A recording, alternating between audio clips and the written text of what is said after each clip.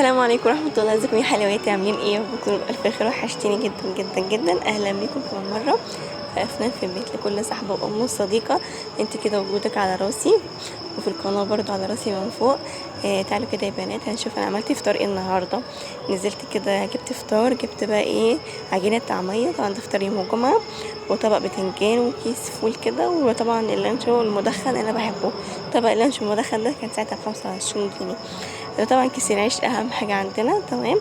رحت كده مسكت يعني قرصت كده الطعمية، احنا بنقول عليها كده. تمام يا بنات، قرصت كده الطعمية، بعد كده رحت حمرتها في الزيت ده لسه نضيف وجديد. تمام. الزيت اخره يا بنات يعني استعملين بالظبط، يعني التالت ارميه على طول. تمام.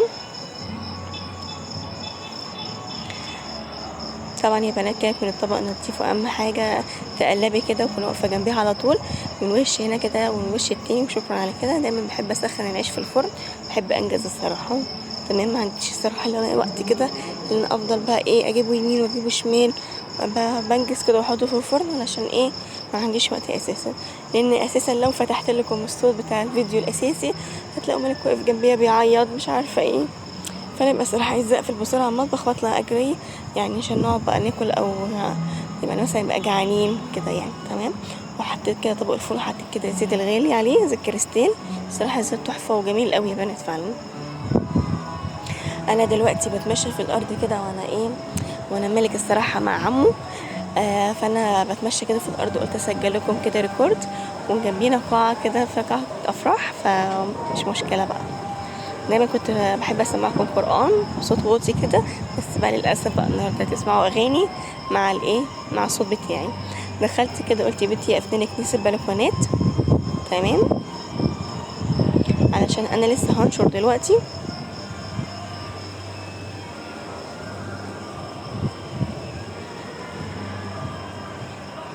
ما تنسوش بقى يا بنات الاستغفار والحوضره، لا حول ولا قوه الا بالله العلي العظيم.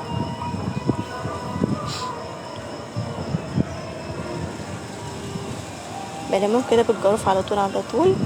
انا دايما بحب قبل ما انشر لازم اطمن على البلكونه نضيفه، ان مثلا لبس واقع مني ما يتوسخش على طول اخده وانشره تاني عادي. تمام. ومسحه كده خفيف علشان برضو لما اجي انشر ولا يحصل اي حاجه برضو يبقى انا ضامنه ان البلكونه نظيفه وانا واقفه كده في نظافه. وابني لو دخل مثلا رجله ما تشيلش تراب ويدخل بيها على الشقه تاني. فانا عامه البلكونه عندي مثلا انا النهارده مثلا يعني يا بنات، النهارده كان استوى مسحتها، بكره افوت، وبعد كده مثلا بعد بكره بقى ادخل برضو اكنس وامسحها. دايما البلكونات عندي كده لازم تتلم اول باول، وخاصه ان حواليا اشجار وهكذا. دايما كده بحب اخد الحواف بتاع السيراميك برضو تبقى شايله تراب. في معظم البنات بتنساها، ما تنسوهاش بقى يا بنات. طبعا دخلت لقيت بقى باسكت الالعاب مكبوب وكل حاجه كده ايه متلخبطه. قلت بنتي يا افنان كده ظبطي، خليه يومك طيب كده ويوم جميل.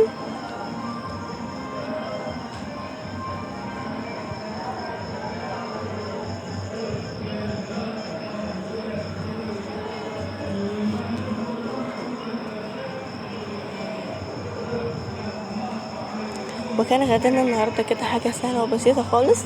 عملت رز وبرجر. تمام يا بنات. وبعد كده رحت نزلت خرجت، وبعدين اول ما جيت من الخروجه كده خليت ملك يقف في البانيو يستحمى. وبعدين رحت بقى مسكت السلم كنستها بسرعه، قلت عشان يبقى ايه كله نضيف من بره ومن جوه.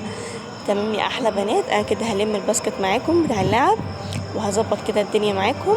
وبس كده يا احلى بنات. يا رب يكون عجبكم الفيديو بتاع النهارده، وان شاء الله هحاول كده كل يوم كده اظبط لكم فيديو وانزله لكم.